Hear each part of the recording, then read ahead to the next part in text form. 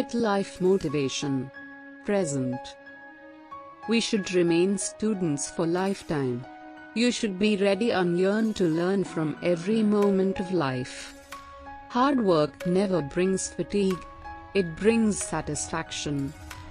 If 125 crore people work together, India will move forward 125 crore steps. The nation should move towards one target, one direction, one intention and one decision.